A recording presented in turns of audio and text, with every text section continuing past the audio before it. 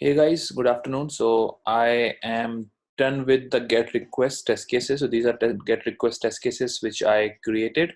So in the last video, till the last video, I only automated around around one test case or one or two test case here using Cucumber, where I wrote the step definition files for these. But now I have completed around six get test cases. So these are the same get test cases which we have here as a Postman collection. So all these get test cases is what I have done here. Maybe I'll just give you a quick walkthrough on this. So this test case is about get request to fetch all users. This is how I am fetching all the users in this test. In this Cucumber file, if you can notice, I'm using the same step definition for given and when. So given and when have the same definitions for all the test cases, only the parameter is changing, but for all the then part is different. That means each of these then part has a separate method associated with it. So for example, the test case is this API should get response status code as 404 for incorrect users. In this case, I'm sending an incorrect user, which I think it's not there in the system, and if I'm trying to hit this endpoint, I'm expecting the API should return an ID, or it should return a 404 error message and all the subsequent validations here. So this is a then statement which is mapped to this and this step of Cucumber. Here, this is, as you see, it's parameterized. User ID is what I'm sending from outside, and the response object, which is I have declared at the top. Please mark my word, declare, not initialize. So declaration is here, and initialization of the response object is happening inside the when part. So this request specification and response is what I've declared here, so that it becomes accessible across all the test cases, all the step definitions, and their initialization is happening inside given and when. So given is initializing request specification object, and when is initializing response object, right? And that is what I'm using in all the then statements. So all then statements actually uses the same response object, which got initialized inside the response, the when step. So this is what I have done. So for all the then statements, for all these 6 test cases, I have written these statements. So this is again similar to what we have done in the past for when we were doing the same API automation test cases using JUnit. The same is what I've used. So I've copied these till this point, till the then, and I pasted there, and I have written the response object in front of that. So response dot then, assert that, and all the subsequent validation steps. Right. So this is what I've done. The code is what I've checked in already inside the GitHub repository. Maybe I'll just show you where is that. So this is the repository from where you need to, in this repository, I have all the specific code which I usually write here. All that which I write here actually goes inside this, and you can also see a file here called as Go REST API collection set.postman collection. So this view of this Postman is what you can get from that. So what you can download this file from here, and you can import that file inside the Postman from here. So file import, and when you import this, you get to see this view, and you can actually run it. Validate this from Postman as well. So now if I come back to today's agenda, so today I wish to automate post requests. So if you see here in this Postman collection, I have 6 get request test cases. Then I have around 5 post request test cases, then few more for put, and 1 for delete, and 1 for patch and opt. So today I'm going to automate these 6 test cases. While explaining you how to automate these post test cases, I would also need to explain a very important concept of dependency injection, because without which it would become difficult for me to automate these post test cases. So it's not that post test cases require dependency injection. It's just since we are also in the making of a framework, and how to share state or how to share objects between 2 step definition file is what I would need to cover here. So while automating these post requests, I will also cover that dependency injection concept. and how to use that inside your Cucumber framework. Now, next what I'll do is, so since I have to do a post request test, I have to write post request scenarios. I would rather not do it inside get request, because for the sake of proper segregation of scenarios, I would not do it directly here. So instead of that, I will right click, I will create a new feature file. So I'll go to file, I'll write post requests dot feature, finish. I will get a default view, or maybe I will just remove all that, and I will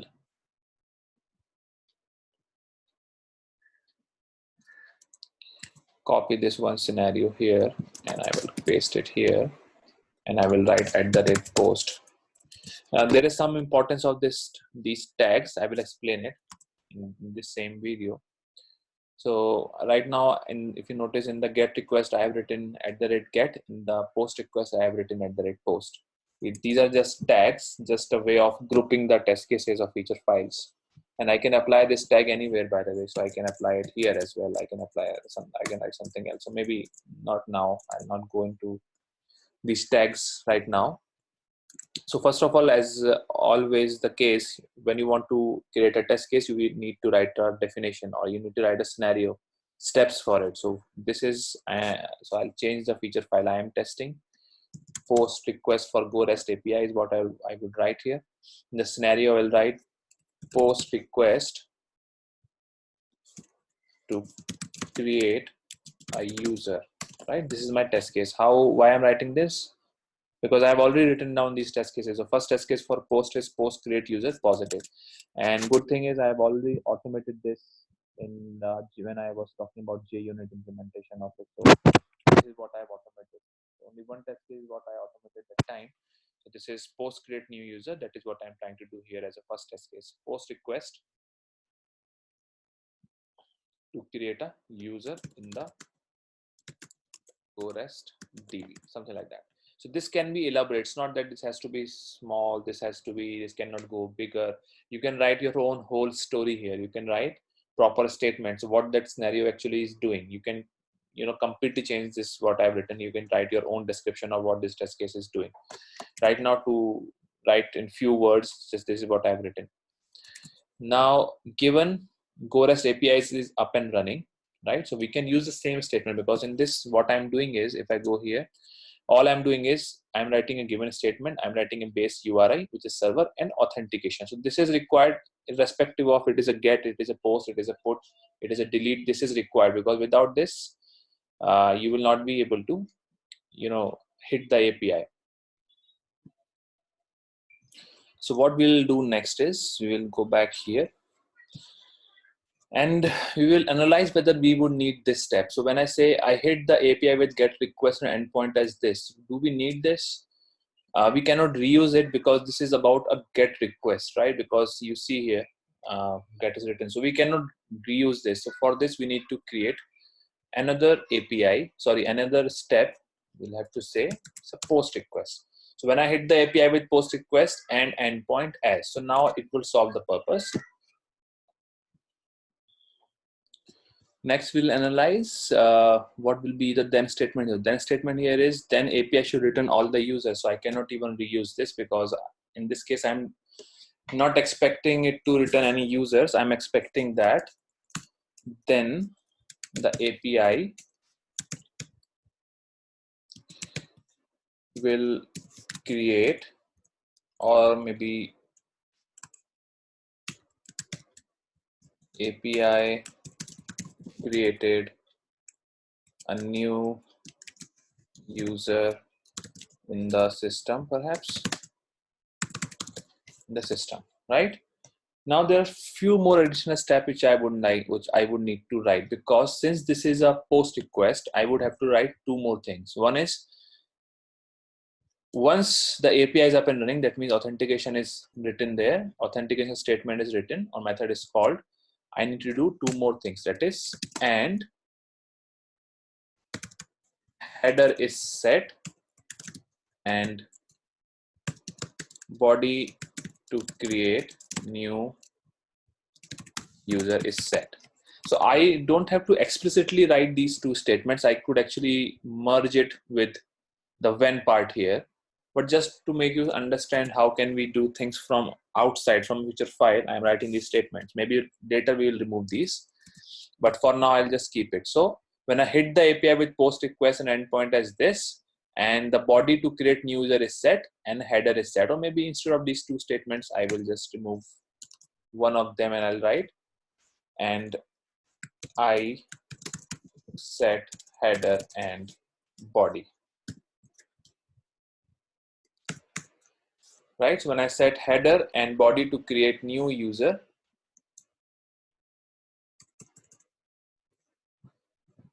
so now let's try to read it out again. So I'm testing post request for GoRest API, post request to create a user in the GoRest DB. GoRest API is up and running. When I set header and body to create new user, I hit the API with post request and endpoint as this. API created a new user in the system. Now, if you just notice, I'll just come back to the original point of the benefits of using Cucumber. So if I give this to someone, when I say someone, it could be your manager, it could be your stakeholders, it could be client, or someone who is not very familiar with how automation works.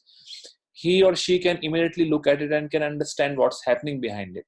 Now if I put this into contrast to the original test case which I had written. So since you are a coder, because you are watching this, you will be able to understand what's happening, this, right? But if you show this to a person who doesn't have much technical skills, he will not understand what exactly is happening. So this is the biggest USP of using Cucumber, biggest advantage of using Cucumber, that it gives you a good view on what's happening. It is a plain English, it writes things in a plain English format, which gives you a good understanding of what's actually happening. Now we can use this with the test as well as the dev. Right now, this framework, which is what we are creating, it for the benefit of an automation tester and from the automation test perspective. So here, this scenario indicates a test case. This is not a requirement. This can also be perceived as a requirement. But right now, we don't have a dev team here. All we are doing is a testing effort. So we consider this as a test case. Now again, sometimes people ask who writes scenario in your scenarios in for you. So in this case, since we are using it for automation test cases, automation framework, this is being written by automation tester itself. So scenarios in a test automation framework which uses Cucumber is written by automation tester itself. Yes, we will have to get it reviewed by the BAs. So once we create it, we can ask BA to validate it, to review it. If this functionality is not right, he can say no, this is not how it is, and maybe we can go and change it. But since this is an automation project where we are using Cucumber, this feature files is written by us and not the BA. So BA doesn't write a feature file for automation framework, right? So there's a difference. In a pure data-driven, pure BDD or TDD framework, that BDD and TDD is not only focused on automation side of things. It is focused on everything, right? A complete development life cycle, complete development part. So in that case, BA writes a developer, breaks those user stories and divides it, and based on that, it creates the functionalities and all those things. But this is different. This is a different kind of project which we are trying to do here. In this we already have a API built. So what we are trying to do is to automate that API, and for that we are using a Cucumber automation framework. Okay, so we actually are not doing any BDD here. Behavior driven development is not we are doing right now in a truest sense. We are creating an automation framework, a BDD automation framework which uses Cucumber, so that the test cases are lucid enough for a non-technical person to understand. That is what we are doing. So please don't confuse it with the actual BDD development work. This is different. This is an automation framework we are using, where we are using Cucumber. I hope I made this point very clear. Now, next step is, there's one more step. So if I put this into contrast to this original which I have written here, so here also we are doing the same thing. So we set the header, we set the body. So these two statements will be taken care by the single step def here. Second is, we are creating a user, right? This is where the user will be created. So this is what we are going to use for this statement. Post request endpoint is this.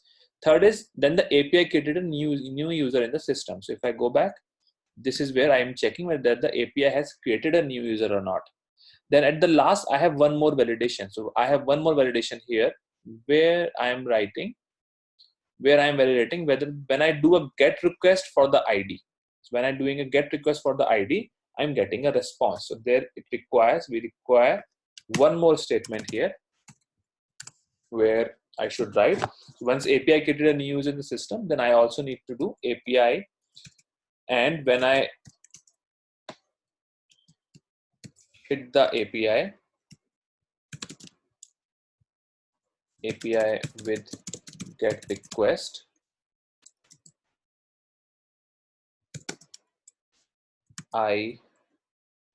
or maybe something more simpler, I can find the new user in the system, something like that perhaps. Okay, API created a new user and I can find the new user in the system, perhaps something more when I get the user, something like that. Okay, so it's giving me some understanding. Okay, now if you can notice, apart from given, when, then, I have two more different category of stepDefs. So this is marked as end, this is also marked as end, right? So there are different ways by which the step definition can be created. But if you just, for the simplicity purpose, if I am writing and below given, then it becomes a given. If I'm writing and below when, it becomes a when, and if I'm writing then and below then it becomes a then. So you can also notice that when I create the step def for it. So maybe next step is, as you know, first we need to write the scenarios, and the next step is when we go and create the step defs. So step def creation is what we can do using running the run test.java, right? So maybe I'll go back here. This is the annotation I have used here at the red post, and in this case I only want to run the run test. Sorry, the at the red post marked feature files.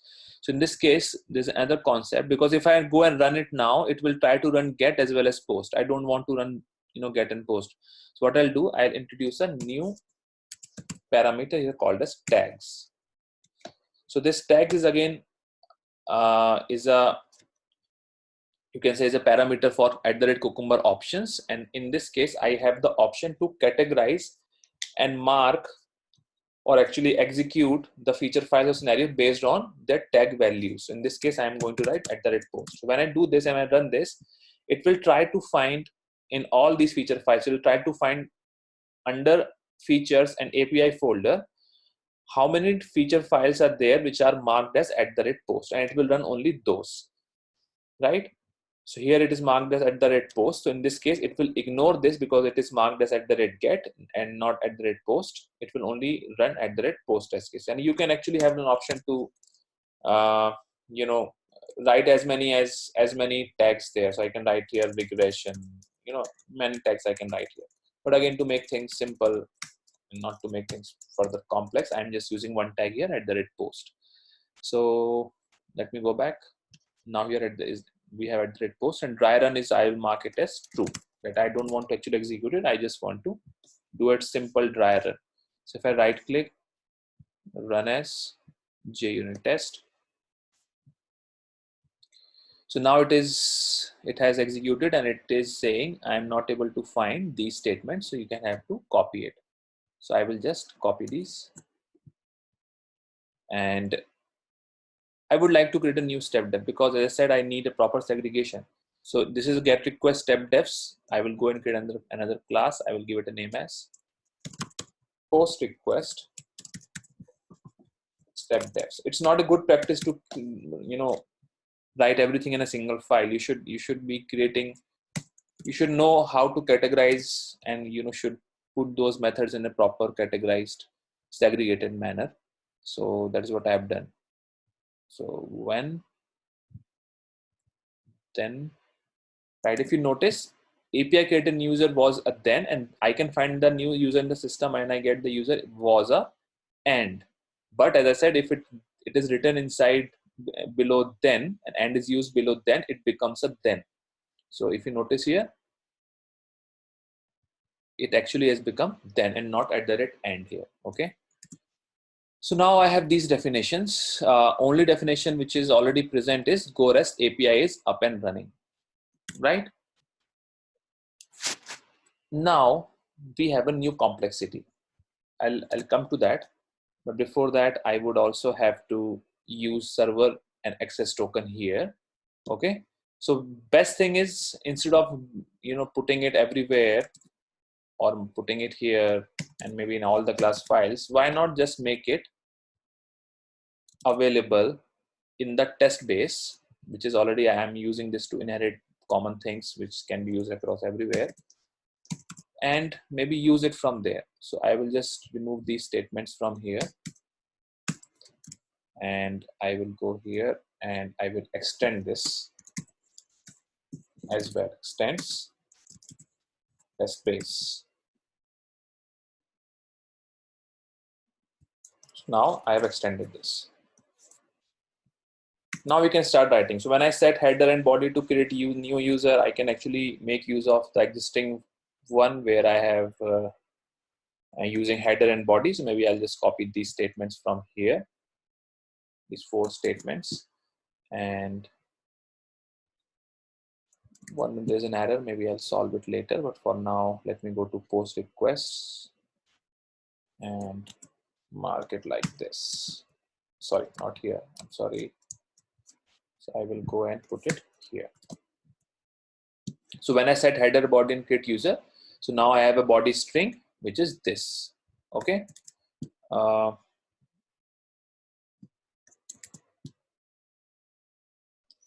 maybe first solve this error. So this is coming because server it's not able to find. I had just moved it here. Okay, so this is doesn't have the scope, so I will write a protected here.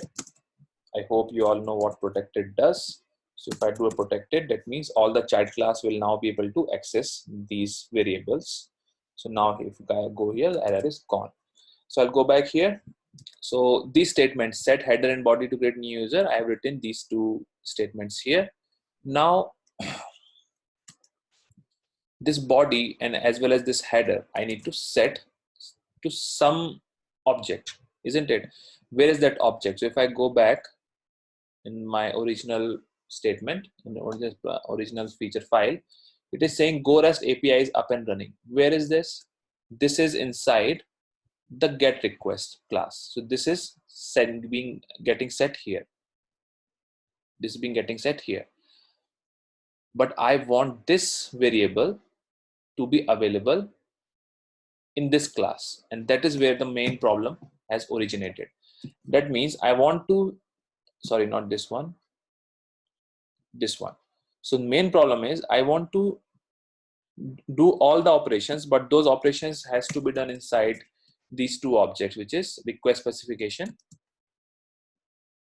these 2 objects. But these 2 objects are not actually present here.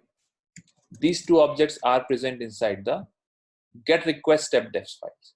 So how will I make this accessible, these 2 objects accessible inside my post request stepDefs, right? So this is the problem statement I was talking about in the beginning, and this is the reason we have an option to use dependency injection here. But before we use dependency injection, let's try to do this in a conventional way. So I'm just telling another way of doing it without having to use dependency injection. I'll also talk about the drawbacks of it.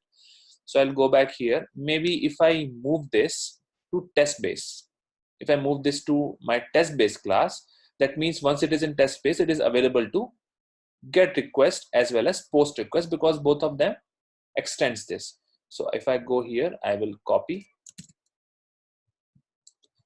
I'll comment it out here, and I will move it to my test base. So if I go and paste it here, and also mark them as protected.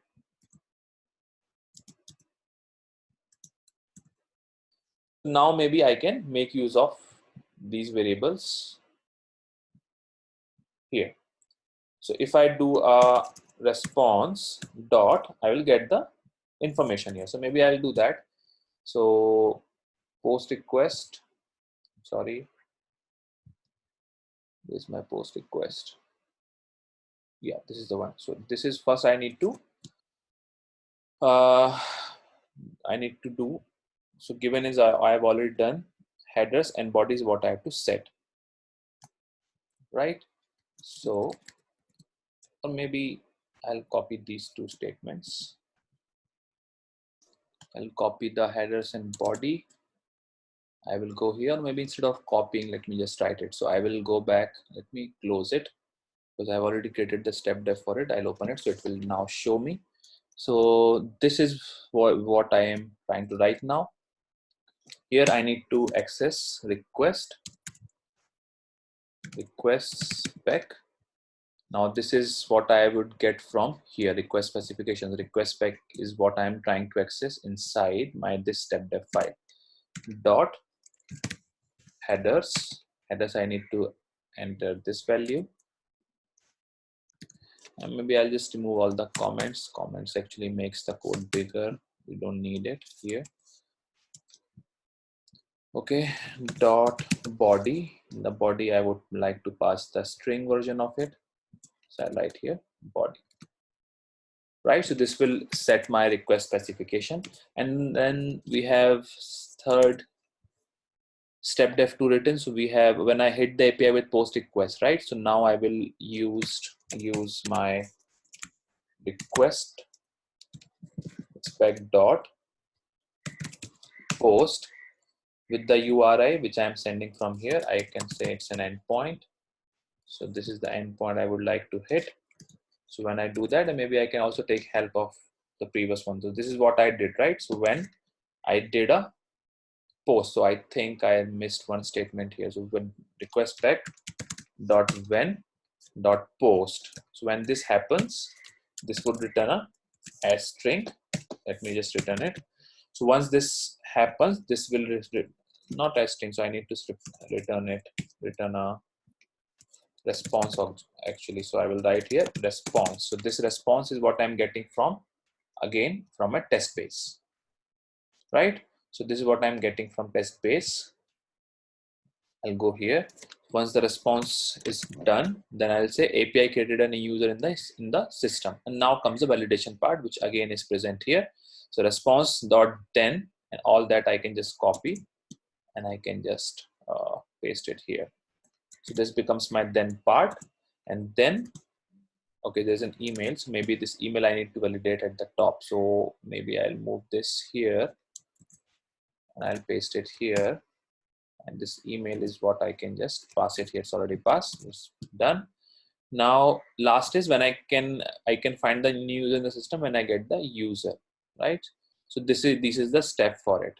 Okay, and maybe I can just keep it separately, or maybe I'll just for now skip this step for now because I want to explain something else. So maybe I'll just not do this last part and I will just comment it. Okay, so let me go back here. Now there's another problem. The problem is we have these two step defs. Let me keep them side by side. So one is this, second is this. Both are connected with a common class called as test base, and I'm able to reuse the steps, reuse the objects which are present here as well as here. That is what you are able to see properly, right? Now another problem, which is the state of the object. So objects are accessible here. So this object as well as this object, this object as well as this object is accessible here because we have declared them here. But remember, we have just declared them. Okay, we did not initialize it here. So where these objects are being initialized, these objects are being initialized, or at least request specification is being initialized in the get request step def. So this is being initialized here. This is the initialization of this object here, right? Declaration is in test base, initialization happening here, and we are trying to reuse it here. But there is a problem. The problem is it will not be allowed because the state of request specification will not be passed on to this class automatically. Okay, so we have the access here. We can access the variable here, but the state will not be preserved. So there are two things in when it comes to the object accessibility and object state. So we are able to access this here because we have declared them in the common class, but we will not be access the exact state. Why? Because this is a separate class. When Cucumber initializes this class, it will create a separate instance for it, and it will create a separate instance for this class. So both of the classes instances will be different. Okay, there will be different instances of this class. So this object is not shared. So this is a separate object which is accessible here, and when this gets initialized, it will be a separate object. Okay, so to cut long story short, if we need to share the state, we will need to make these variables static. So when we do static, what happens? There will be single instances of these classes. These objects will be created, and when I try to initialize it here, it will get saved inside. Of course, this is the same object here, and since it's static, the state of this will be accessible here in this particular second class, right? So this is how basically one of the way. So of course not a very good way, but one of the way by which you can share the state of the object. So when I say share state of the object, what it means is, again I'll try to summarize what it means. Is this request specification is declared in the test base. When I assign this object specific values, this is the assignment. So when I assign this object with some specific statement, this request specification, since it is marked as static, the information of this will be preserved. Okay, so when I go in the post request, when this statement gets executed, it will actually go to this method, and here it will be saved inside this request specification. This particular stepDef is responsible for saving this information inside this request specification object. Now, since it is marked as static, so next time Cucumber run this statement,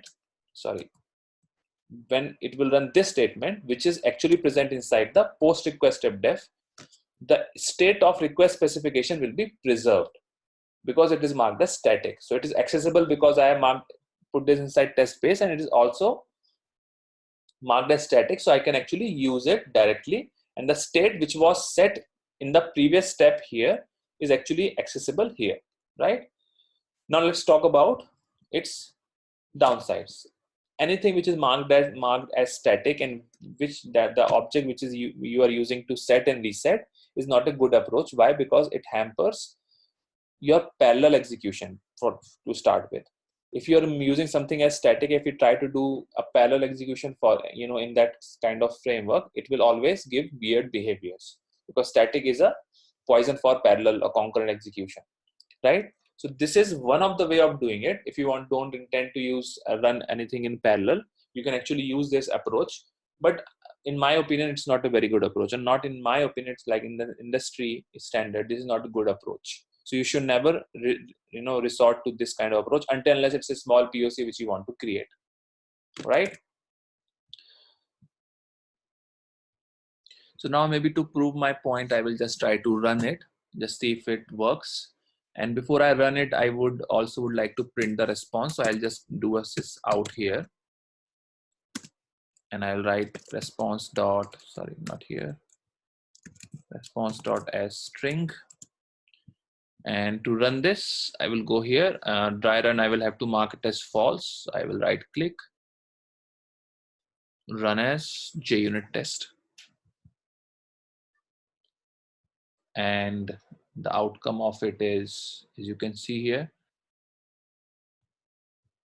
the test case is passed, and this has created a new entity in the server. I can even go and check this. So what was the email used? So this was the email used. I can actually go to the site, and actually in this I can search it. So it is created, right? 9020 was the ID assigned, and that's what it should have returned, 9020, right? So this is working. So the whole and sole point was that you can pass. So this typical problem only occurs in Cucumber frameworks, basically. Why? Because you will have to categorize the steps in a separate step definition files. You cannot just keep everything in a single file. So if I were to add all the method which I just created for post in a single step def files, perhaps I would have no problem, because request specification and response object is already present in the class. So it's accessible everywhere in the same class. But when it comes to the passing of the objects across multiple classes, so if I want to pass, so in this case, I wanted to pass this request specification object and I want to use it with the current state here, I was presented with a problem, right? The problem is what I've solved using the test base and marking it as static. That is how I've tried to solve it. But as I said, this is not a good approach, and we should not be using this. Now, in the next video, what I'll do is I'll try to convert this method.